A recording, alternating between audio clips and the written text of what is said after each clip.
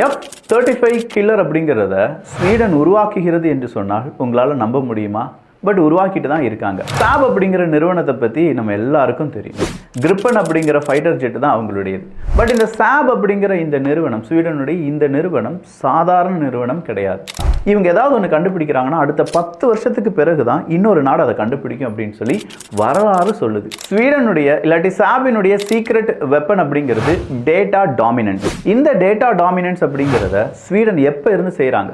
1980லேயே radar silent missile engagement அப்படிங்கிறத செய்தது Sweden சாப் நிறுவனம் தான்.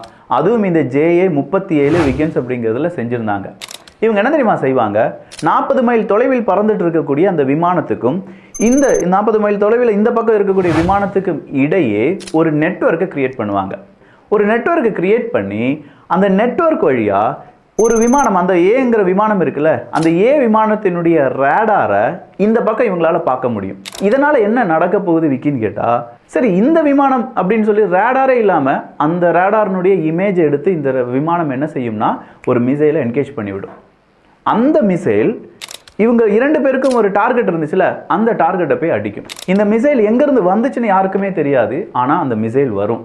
அப்படி ஒரு டிசைன் செஞ்சு வச்சுருந்தாங்க 1980களில் சாப் அப்படிங்கிற இந்த நிறுவனம்.